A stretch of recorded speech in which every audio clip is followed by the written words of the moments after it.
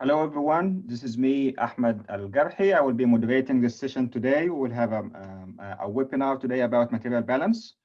We have engineer Sherif Abdelrahman with us from Dragon Oil, Egypt.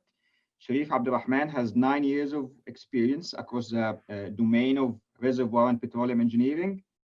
Sherif worked for several multinational companies like BG Group, BP, and currently working as a senior petroleum engineer for Dragon Oil.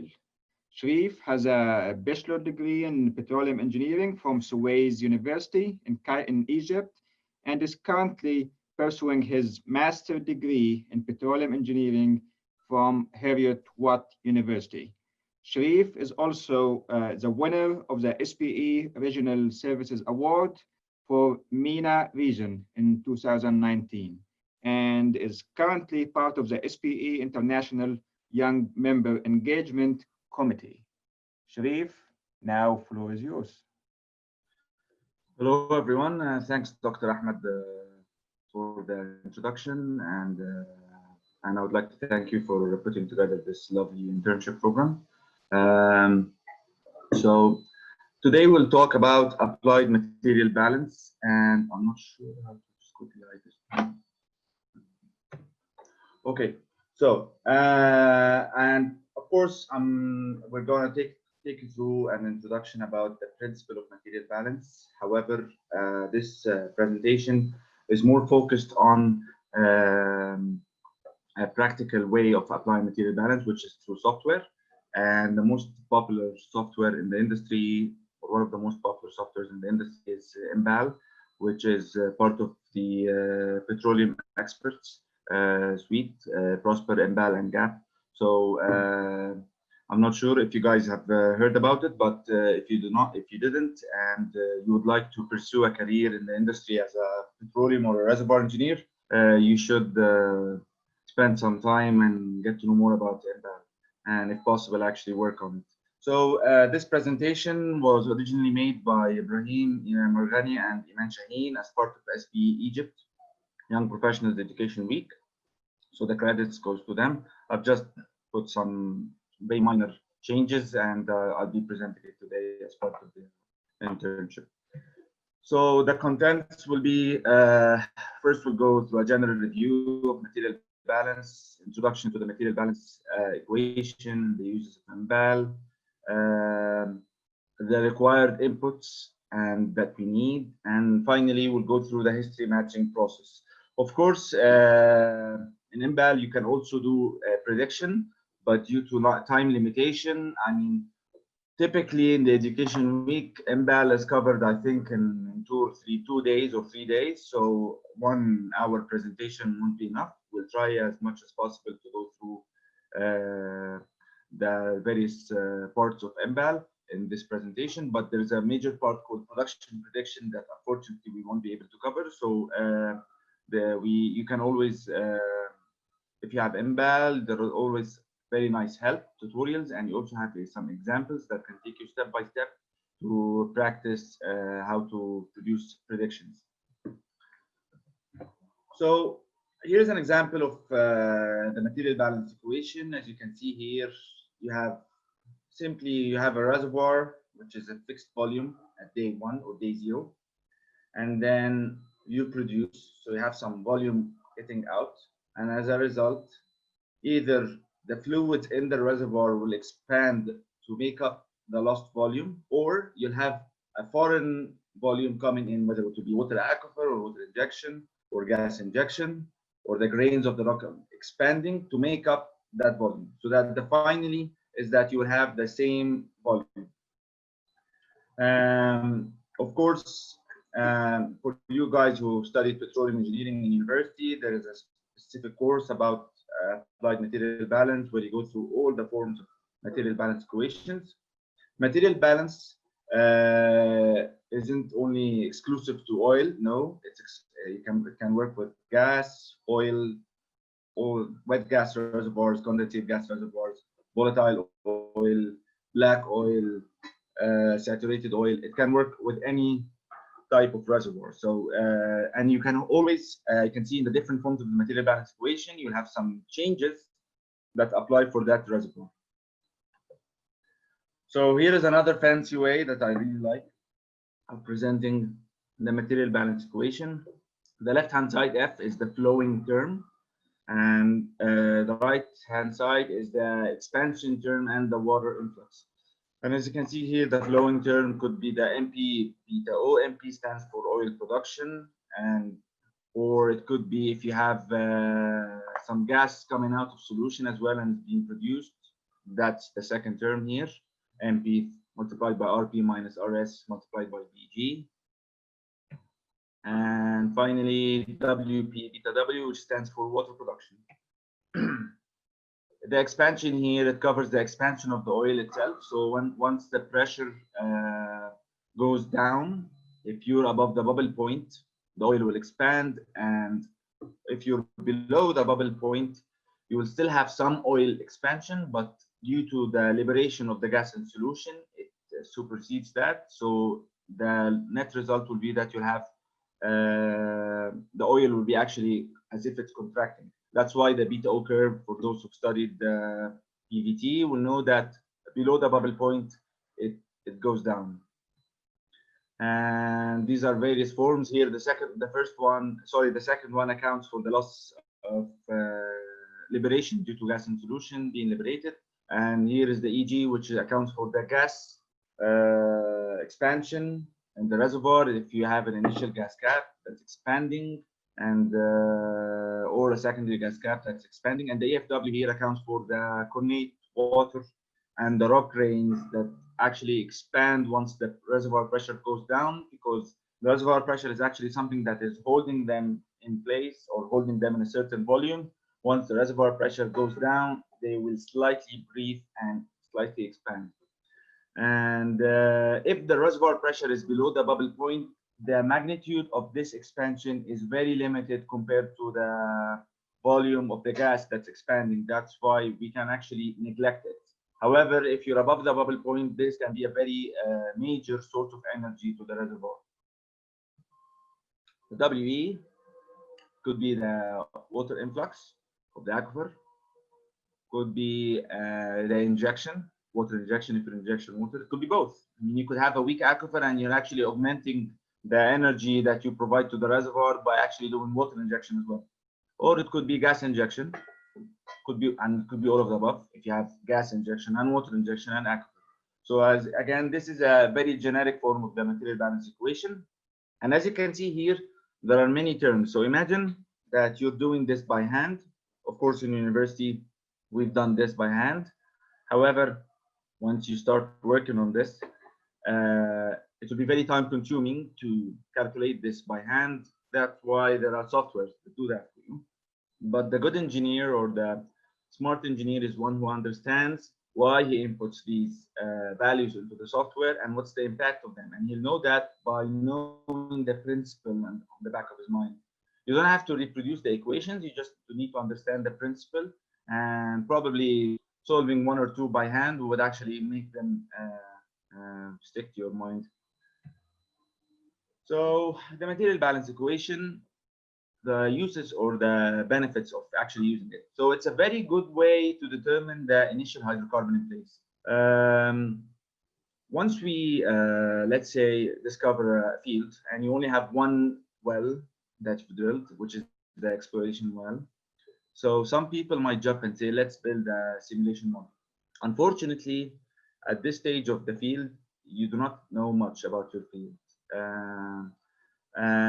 Many unknowns, and if you're going to build a model, it's probably going to be not very representative.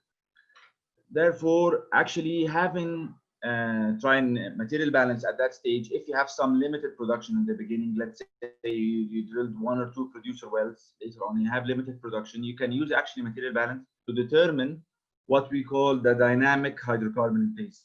So the geologist and the geophysicist, they can actually build a static model and they can actually quantify how much oil or gas you have in the reservoir. We call that static. It could be overestimated, it could be underestimated, it could be true, but your field is compartmentalized. I mean that you have many faults that are actually dissecting your reservoir into different compartments. So material balance will actually tell you that the compartment where your wells are, how much oil or gas is there. So to give you something that we call dynamic story. The geologist will, at that stage, maybe they do not know, or they cannot see in the seismic, or they haven't seen a well that's actually penetrating a fault somewhere in the field. So they do not know that there is a fault or there is some sort of compartmentalization. So they'll give you the volume of the whole cake and tell you, okay, that's the hydrocarbon in place. So material balance is actually a very good check to compare your volume to the static volumes. If they're different, don't panic. Doesn't mean that someone did something wrong. Just double check your work. If you're still confident, it could be that your volume is smaller due to the presence of a fault or any other some sort of compartmentalization, or your volume is larger. Maybe let's say your geoscience colleagues, they think your field extent is up to this extent. I'm sorry, I do not have a map, but just think about it as a small cake. They think it's like a very small cake, and in fact, actually, no, your small cake is connected to another small cake nearby, and your volume is actually double, or it could be triple, or it could be 1.5. So sometimes you have surprises where you actually see volume to the outside as well. It could be good as well, as you can remember in the equation, we have the WE term. You can actually calculate the water influx term and actually try to assess the magnitude of your aquifer, whether it's a weak aquifer or a moderate aquifer or a strong aquifer. And as well, it provides means for production or pressure forecasting. Not very accurate, but we can say that it's somehow a good estimate, and it could be a very reliable estimate in the early field life. It comes with these assumptions. It assumes that you have a homogeneous reservoir, that the pressure, it doesn't account for pressure or saturation variations in the reservoir. It's not geometrical, it's zero dimension. So it doesn't see where you have swept oil or trapped gas. It doesn't see that. It assumes that everything is, it's like a zero dimensional tank. So it doesn't see where your trapped oil is or unswept oil is. So if you need to go to that extent and to actually account for, which is actually the true thing. I mean, your reservoir, your pressure is not the same everywhere, and saturation is not the same everywhere. If you want to account for that, you need to go step it up a notch and do it as a numerical simulation. And actually doing material balance first will be a good start to see, okay, fine, I understand from material balance that my STOIIP, let's say, is 100 million barrels. Okay, if it's more than 100 million barrels, or sorry, if it's 100 million barrels, and I do my numerical model, I take the static model from the geoscientist, and I can see that my model now is producing 200 million barrels. I know that my static model is wrong. I need to adjust it to match what my material balance says. So material balance can actually be a help or a starting point for the numerical simulation model. And with the numerical simulation model, you can actually build a model that can tell you where to drill infill wells, and it will give more accurate production forecasts. And these are the limitations for the material balance. So now let's jump to the imbalance part. What do you need to start to build a simple material balance model and imbalance? So we'll go through this step by step. I'll just talk through this quickly. So we choose the model options, PVT, tank data. You will provide a best estimate of oil and gas initially in place. So you need to start with an estimate. You can bring this estimate from the geoscientist. You can give an estimate of an aquifer. If you think there's an aquifer, you can actually start put certain parameters for that aquifer, or you can actually start with saying, I don't have an aquifer. You need to put the relative permeability, and these are tank scales, so we call them pseudo relative permeability. So let's think about that as that we are putting a relative permeability data set that applies for the whole reservoir.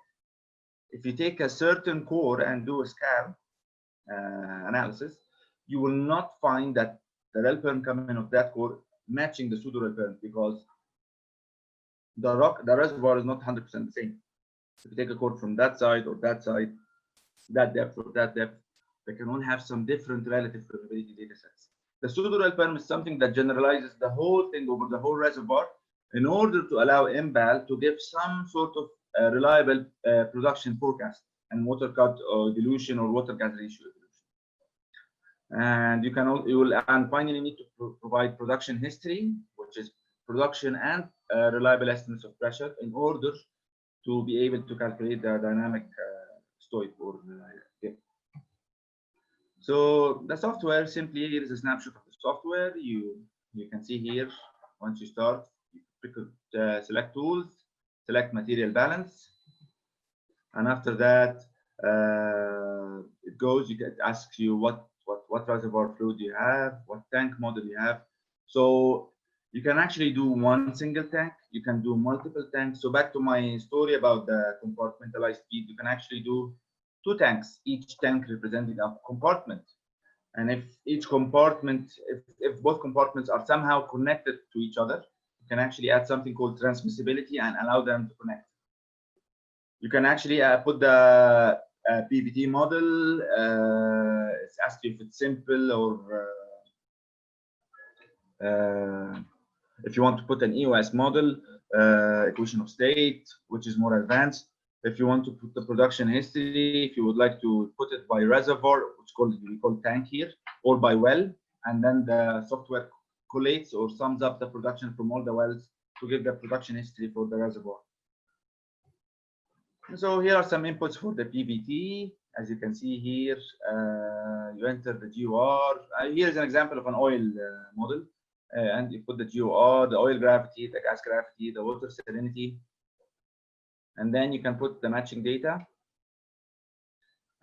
which is actually pressure, GOR, beta O, oil viscosity. So you get this data from your PVT report, you put it in the software, and then the software, what it does is it actually matches your data.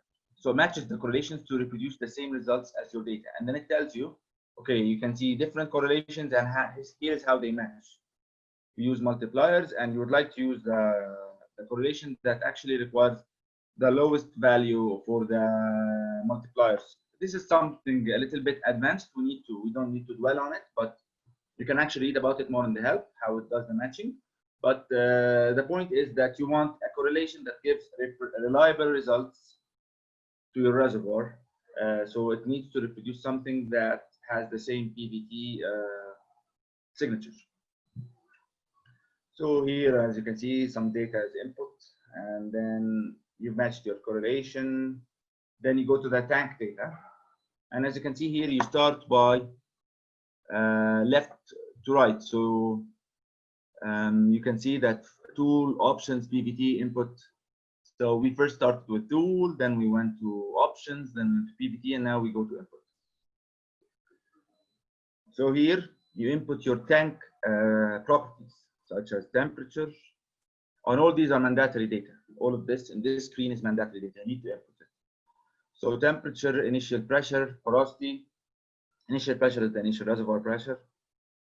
Connect water saturation, water compressibility, if you need to specify a value or you'd like the software to use the correlation. The gas cap or downhole ratio, which is referred in the literature and the material balance equations as M. And it's the ratio of the volume of the gas cap to the oil in place. And original oil in place, you can get this from your fellow geoscientist. You can ask him, okay, from your maps, how much do you estimate how much oil do you think we have in the reservoir? And he'll tell you, okay, we think that we have around 25 million barrels. You start with this value. Start of production is when you started producing from the field. And one thing, you do not need to have production history in MBAL, but you need to have production history to be able to calibrate your soil. But let's say you're in a stage where it's just exploration, you only have one well, you don't have any production, and you have the STOIP from the geoscientists. You can actually use MBAL to give some forecasts of production, a quick way to get some forecasts or production forecasts from this tool. And it could help actually as a way to see, okay, let's think, what if we drill 2 wells, how much oil will produce if we drill 3 wells? And of course, in MBAL, forecasts are very, they do not, you include the wells, and they come up with the well model IPR and the PLT from another software called Prosper. It's It's another software for IPM speed. And if you'd like to upgrade this a notch, and you can actually go to GAP, which is the I think about it as the big brother. So GAP, you can actually in GAP build the pipelines and include your surface network, include your reservoir models, MBAL, and include your well models. And then you have a full network model. And this is where you actually have a complete nodal analysis model. And you can actually use it to give more reliable production forecasts. But if you just like to ignore the effect of back pressure, changing pressure in the surface network with production, you can actually use MBAL. So for those who find what I'm saying is a bit complicated or anything, don't worry about it. Once you step foot in the industry, a couple of years later, you'll find that all of this is just very simple to you. I'm just trying to elaborate on other options that we have in IPM. For those who do not know much about, for those who are already working in the industry and like to know more, and so I thought it'd be a good way to share with them. So second tab here is the water influx, and as you can see here's where you actually say I have an aquifer or not. You can say no, I do not have any aquifer. You can say I have a small pot, and you have different Hirschspan.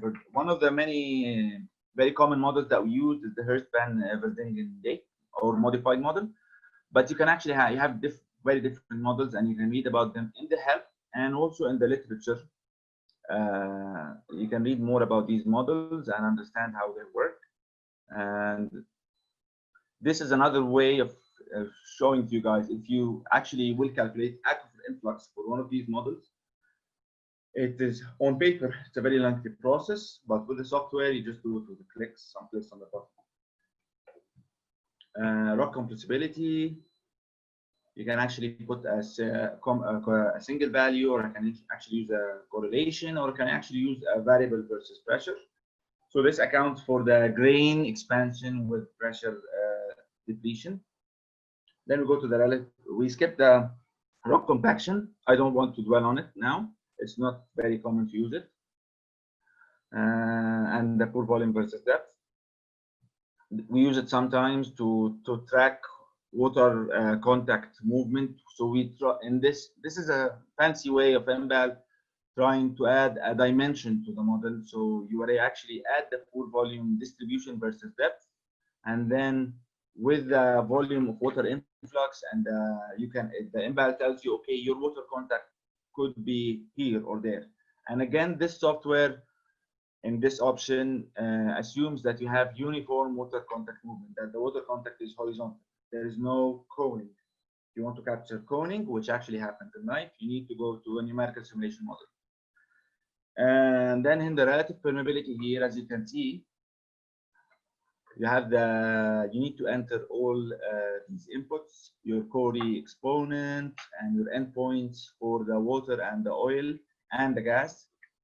You could rely, if you have it from SCAL, you have some relative permeability tables. You can actually use tables instead of Corey function. So that's a mandatory input as well. So you need to put all the parameters in the tank parameters. You need to select if you have an aquifer or not. If you do have an aquifer, you need to enter its properties as well. You need to select your option for the rock compressibility. You have to put something for the relative permeability, else the software won't be able to give any forecasts or run simulation, which is part of the history matching process. We'll go through it now. It's called run simulation, but it has nothing to do with numerical model simulation. And then finally, you need to put the production history. This one is not mandatory if you are just using this software to give a forecast. But if you want to do history matching, you need to have production history. And here goes the production history. So you enter it, date, reservoir pressure, cum oil produced, cum gas produced, cum water produced, and cum gas injected and water injected. And you can actually put a regression weighting. So if you have a pressure point, you don't need to put pressure points for each and every point, because you might only have 1 or 2 or 3 points or pressure points. You might have a permanent gauge down there, and you're actually recording many pressure points if you have many shut-ins. but you need to put reliable shut-ins, so not very short shut-ins. You need to put long shut-ins to allow for the pressure to come as much as possible close to the average reservoir pressure. And if you have some low confidence or high confidence in some points, you can select here from the regression weighting, medium or high or low. And I can actually put a comment, let's say here, put, oh, this pressure point is from a pressure buildup analysis, and the file is on the XYZ location on the server. Or you can actually say this is just an estimate or a pressure point recorded in another well or in another field that we think the pressures are very close. You can actually put some comments so that if you hand over this model to someone else or you work on it 2 or 3 years later, you don't have to double do all your work and can actually easily recall what you've done. Dr. Ahmed, how am I doing on time? You are doing great. You still have time, no problem. Okay, thanks. So history matching now.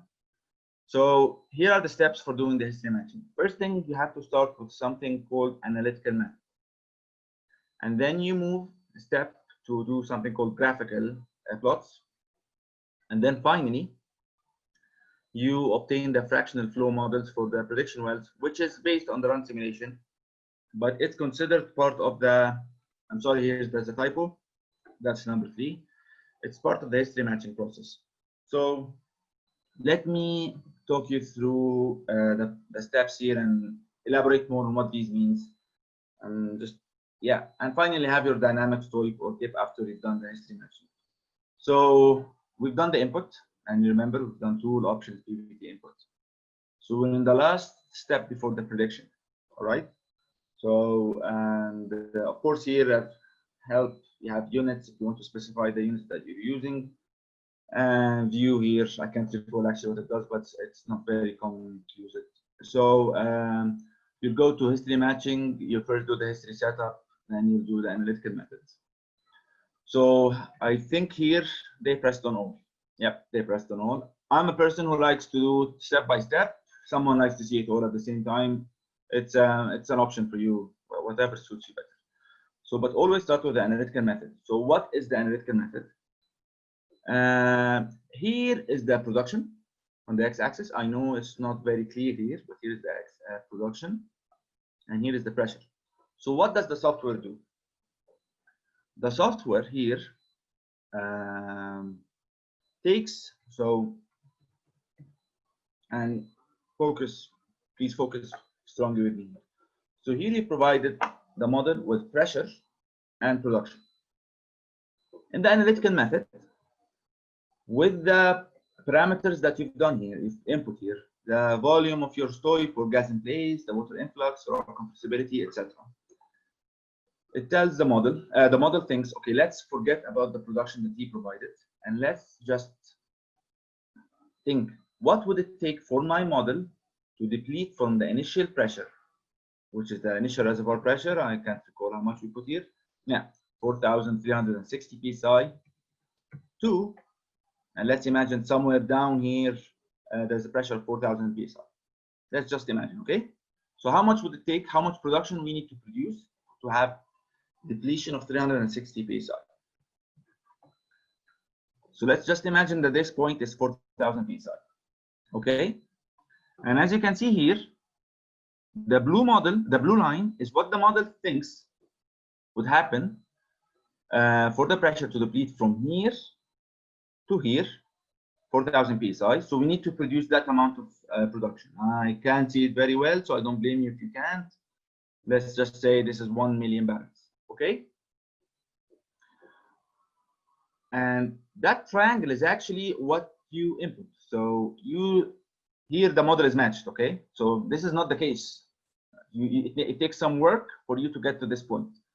So let's say your pressure is here and your triangle, let's just do another example, was here. It was saying no, but in reality, the pressure depleted from 4,360 to 4,000 psi by only producing 500,000 barrels, okay?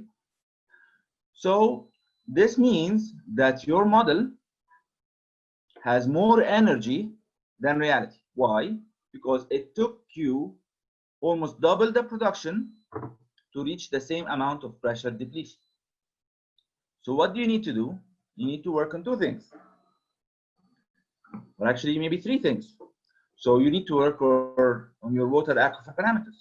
Could be, depends on the model, the radius of the aquifer, permeability. Could be your STOIP, could be overestimated, could be both. It could be your rock compressibility, I don't know, unless you're certain of it. So what you think of it is you'll have different variables in the equation, and then you will sit back and think, okay, how much confidence do I have in my rock compressibility? Let's say you have hundreds or tens of SCAR reports and they all say that your rock compressibility is X. So then you know that you shouldn't change this variable. And that's why I always tell you, you always need to think before you change. So you wouldn't just say, oh, okay, I've changed the rock compressibility and it worked. Perfect match, I'm done. No. So a perfect match with the wrong change will not give you reliable forecasts. Okay? So we need to think about what input data do I least trust? Do I trust the least? Okay? So then you'll change them. And this is just one way to look at the history matching process. So you can actually end up having a good match on the analytical method, but you still lack match in your graphical method. The energy plot, and we'll talk more on the graphical method now, but in the next slide. And then there's finally the simulation method, we will talk about on also later in the presentation. But the energy plot here just tells you, according to your inputs now, the yellow part I think is the water injection.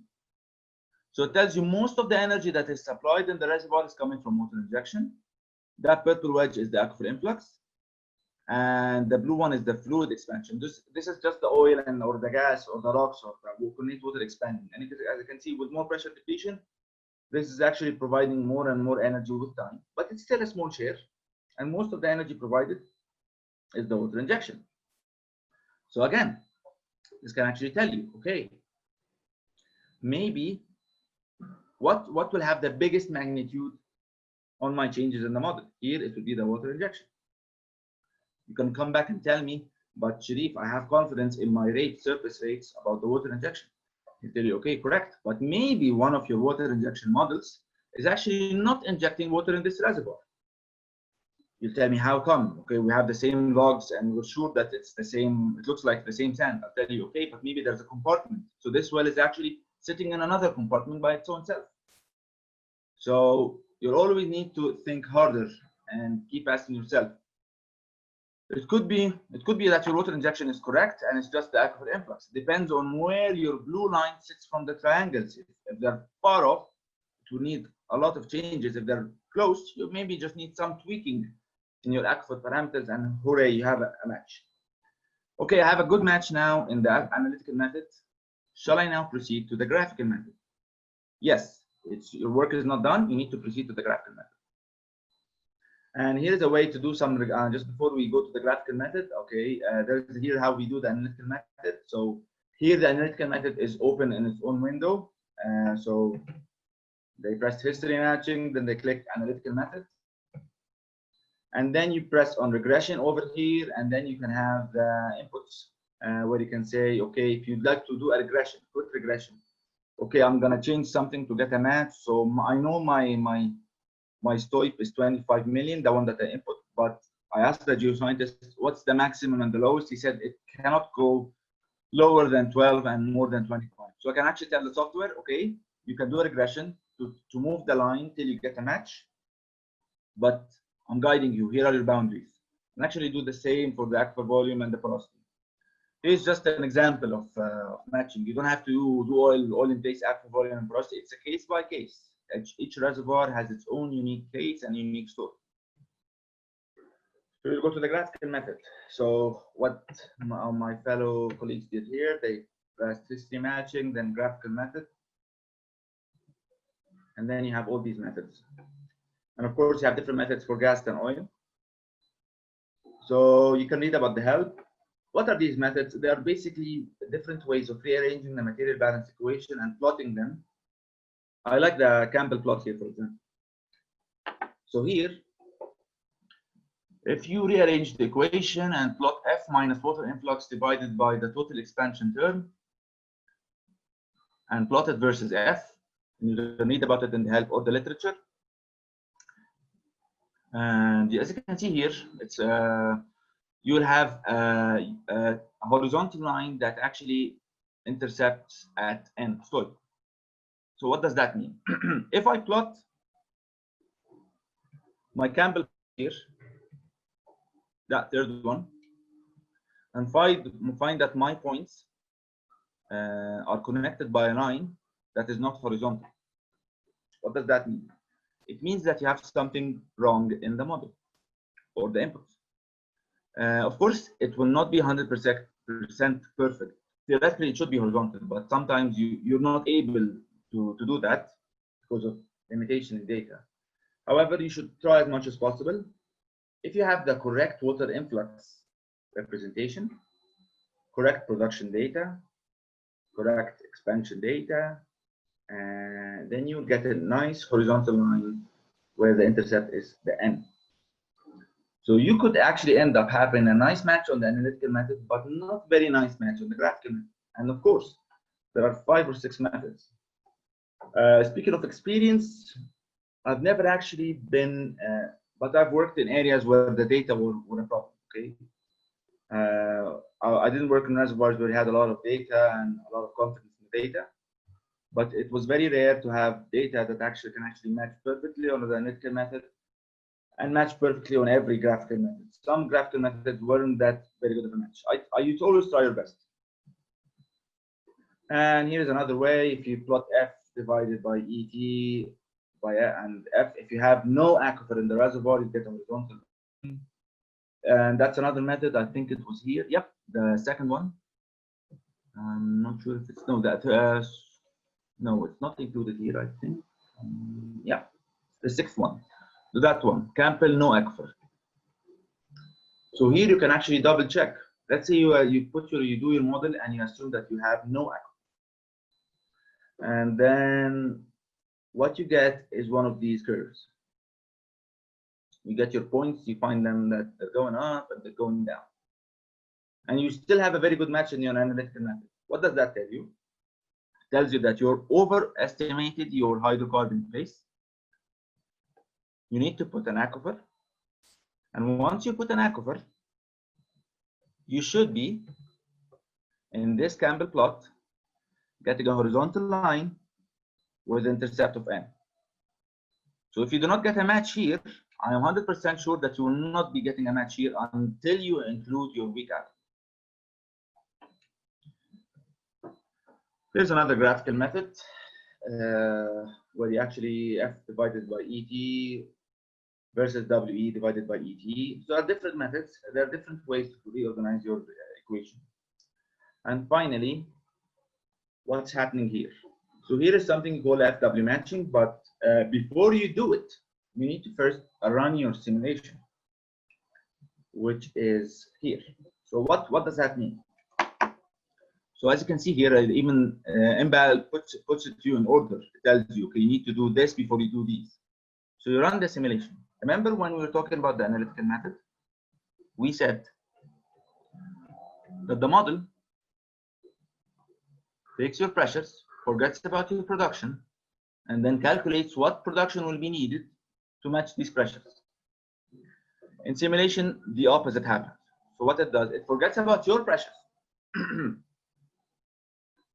and then runs the model according to your production, and then tells you, okay, to achieve this production with your model inputs, here is how the pressure forecast will look like. And then, so in the simulation method, well, after you run simulation, you'll have some plots. You can actually choose to plot the historical pressures, which are the black ones, versus the simulation pressure, which is the line. And you should be getting a match. If you're not getting a match, then something, okay, again, is not very ideal in the model. So it is a tiresome process. So you need to have a good match in your analytical method, good match in your graphical methods, Try 2 or 3 at least, and then the simulation. And after you're done with all of these, your model should be in a good shape. Okay, what's the FW matching and the FG matching? The FW stands for water fractional flow, and FG stands for gas fractional flow. So remember when we put our relative permeability data earlier in the model, you might have these from a SCAL report, so they actually don't represent your whole field, you just represent a point in your reservoir. So what happens is you have your production data, you put, earlier you see, we put the cumulative water produced. Let's think about water cut for now. So what does the model do? It tells you, okay, according to the data that you put and the water saturation that the model calculated after you ran the simulation, here is the water saturation with time. So the model knows what your coordinate water saturation is, the starting point, and you produce oil and you produce water, but you have water influx or water injection. So your water saturation will keep increasing with time. And then your water cut will also increase with time according to the production data you put. And the blue line here is what the model thinks will happen according to your relative permeability. So the model thinks, okay, if we reach 50% water saturation, we should have this water cut according to the relative permeability you input. But you need to have pseudo-rail terms. How can I get pseudo-rail terms? Well, we use this tool to approximate or change our relative permeability to match the pseudo-rail term for the reservoir. So the model will actually change your relative permeability table to match this blue line with these points. So here I can see that there is a more rapid evolution of water cut compared to what the model had. So this means that you should have a lower exponent in the water relative permeability, the Corey exponent. I'll just go quickly and show you. I know this is overwhelming, so it's that one here, KRW. So do you have to do it manually? No.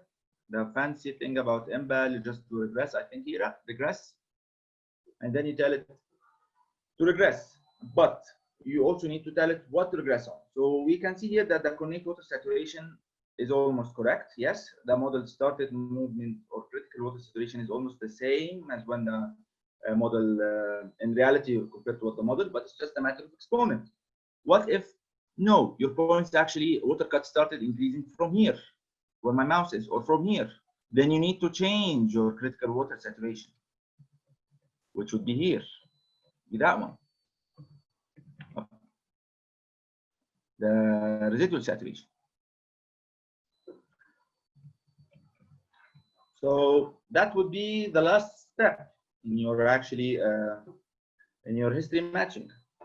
After that, you should have a matched model with a dynamic STOIP. I don't like to say stat. I like to differentiate between static and dynamic. If they're the same, great. That means your static story is agreeing with your dynamic story. That's the best outcome.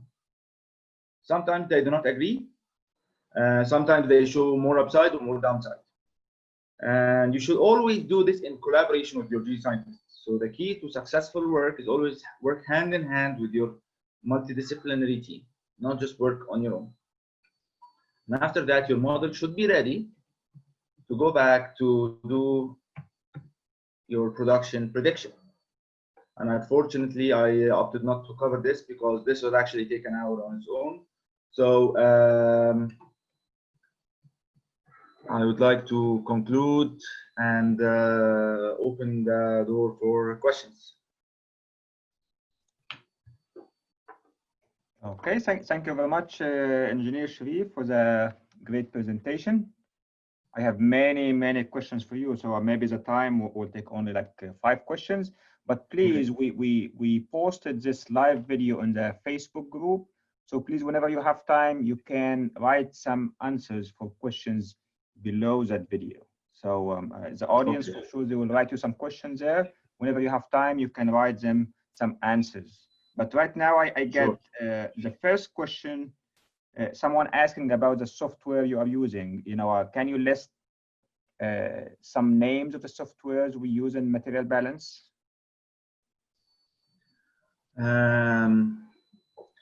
Of course, MBAL is #1 in my mind. they also know about IHS market. They also have material balance in their software as a tool. Well, it's mostly based on rate transient analysis, but I think it has material balance option as well to use there. And they also have flow material balance, which is different than this material balance. This is more of the static material balance. So, but the most popular toolkit to be used in the industry for material balance is Influx, which is part of petroleum. Okay, so the second question, someone asking why we need to build a model in MBAL for material balance. At the same time, we have a model, a geological model in Petrel, and we have a 3D model in Eclipse. Why we still need to have a model in MBAL? Okay, so if you have a lot of data and you have many well penetrations, you have high confidence in your data, and you have, as a result, high confidence in your static model. So you know your porosity variation, your reservoir thickness variation, your permeability variation. You know how your reservoir field extent is, and you have good confidence in your data. Of course, go ahead and build your static model and you do your numerical simulation. But what if you have limited number of wells? You will not have very high confidence in your reservoir simulation model. So it's always good to double check your volumes in place by material balance. And I would actually, I think it's Dake. There's a good introduction there, the reservoir engineering book by Dake, where it actually talks about the values of starting with material balance in a reservoir, as a reservoir engineer in any oil and gas project. So I advise you to read it as well. Okay, the next question, do we always assume BG equal 0 every time the reservoir pressure greater than the bubble point? Okay, so let's think of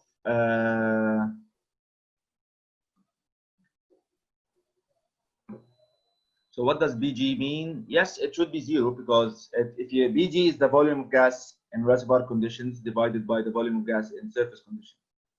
So above the bubble point, you do not have gas. You do not have free gas in your reservoir. So of course, the value would be 0. I think, I'm not sure if that was his question, or did I get it wrong? Yes. Okay. This is a question, yeah. So the following question, if the reservoir contains several layers, do we need to simulate each layer and we get a production from each layer in the simulator? Or? Simulation or MBAL or both? Both. Okay, it's a very good question. And I actually commend the person who asked this question. This is a very good question, and we face this a lot in the industry. So you will, whether it's MBAL or numerical simulation, you will need to have production data for each layer if you choose to simulate it by layer. The problem is sometimes you perforate many layers and commingle them together in one well. So the question is, how will I allocate production to each layer? We sometimes use different ways to allocate production, such as using KH ratio. So let's say I want to allocate production to have 2 layers, layer 1, layer 2, and I have KH of layer 1 and KH of layer 2. You can actually do, say, okay, so production of day 1, how much is to layer 1? That will be production of day 1 multiplied by KH of layer 1 divided by KH of layer 1 plus KH of layer 2. This is a way to approximate it. Is it right? No, it's not very accurate. It's just a way to do it. Okay, what's the other way? You can run PLT, production logging tools, and at certain times and see, okay, in the year 2000, layer 1 was given 80%, layer 2 was given 20%. In the year 2005, we done another PLT, and it was going, layer 1 was doing 50%, layer 2 was doing 50%. Okay, what are you going to do about it, the allocation? Are you going to do 80% flat till 2005, or are you going to make it like connect them both with a line, or you'll do an average? So here comes the question. Do we know for sure if it stayed 80% for the 5 years or just 1 year? You don't know. So there will always be skepticism about your data. And if you have rubbish data going into the model, then you'll have rubbish results coming out. Unless you're doing PLTs a lot, like every month, or some countries, I think in Iraq, for example, I've heard some assets that are doing them every year, twice maybe.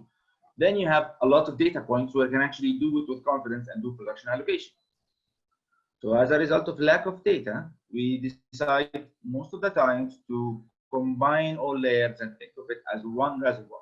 Is this the right thing? No, as well, because we might know that these layers are separated by shale barrier and there is no hydraulic communication. So there is uncertainty in both decisions. So there is no perfect answer. You can do this and do that, compare results. And let's say you're doing the exercise to determine the value of an infill well. You can say, okay, I'm going to do it based on allocation. I'm going to do it as combined and see what's the value of the infill well at the end of both exercises, and then use the lowest data as the worst case scenario. So there is always uncertainty. And of course, as reservoir engineers, we would love to have more data, but that's not the case. Especially when you have low oil prices, you need to justify an operation that gives you data. So you can't just say, okay, I want to order a PLT just to have data. You need to justify each and every activity and spend you're asking for. I hope this answers your question. Okay, the following question, what is PVT? Although we will have a webinar about PVT, but you can quickly tell us what is PVT. PVT stands for pressure, volume, temperature. It's actually a very important pillar of the oil industry, or the oil petroleum engineering, is that it shows the relationship between pressure and the volume of oil in the reservoir and the volume of gas in the reservoir with the pressure. And actually the volume of water, many parameters you need to focus on. So I'm not sure. I'll just take you through one or two of them. So here, for example, beta G is a relationship between the volume of gas in the reservoir with pressure. So once you do your PVT presentation or course, you'll be able more to understand all these subscripts. So this means that beta G at a certain pressure, and beta GI is the beta G at the initial reservoir pressure. And for example, here, yep, I'm looking for something else. Give me a second. RS. This is the gas in solution. The RS stands for gas in solution, and you can actually plot it with pressure. So above the bubble point, which is the volume annual where all the gas in solution, or the gas is in solution, there is no free gas in the reservoir, the RS will be a fixed constant value. Below the bubble point, it will start to decrease till you reach the surface pressure, atmospheric pressure. So this is the RS. So I'm sure unfortunately, I don't have any curves or plots here in this presentation, but you will be able to understand this much better once you see the plots. And if you'd like to read more in the literature, there is Tariq Ahmad, Reservoir Engineering Handbook, and McCain, Petroleum Fluids, I think, as well. These are two references that actually can take you through the PVT. I believe we will have a webinar about PVT after maybe 10 days, so it will not be a big problem to wait. Stay tuned in then. Yeah. So the following question, what is tank model? It's another way of a tank model in MBAL. When you say tank model, it's like a reservoir model. So we think of each reservoir as a tank, okay? In the industry, when you say tank modeling, it's another way or fancy way of saying material balance model. Okay, the good news, we have the last question for today's session. So someone asking if we are starting developing a new field and we need some production data for the MPL, but we don't have any production data at that stage. how to use Impal, or there is no way to use Impal? No, there is. Okay, so you want to, I'm assuming, you will use Embal in this case just to do production prediction. So Okay. you will not do history matching. You will just enter your stoic or the assumptions that you have about the field because you don't have any production data. And after you've done all of that, you will just do the inputs, the PVT. You will not need to do the history matching. You do the production prediction and put some prediction wells and actually give some production forecasts.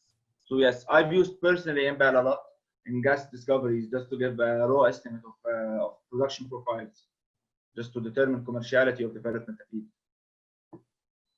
Okay, Engineer Sherif, thank you very much, and wish you a wonderful day, because I know you you are in Canada now, and Yeah. for our audience, wish you a happy, wonderful day or wonderful evening. It depends on Thank you your so much. location in the globe, and please wait for the following webinar about torque mechanics with Dr. Yasser Al-Shaib. Thank you for everybody. Thanks, Dr. Ahmed. Thanks everyone for attending.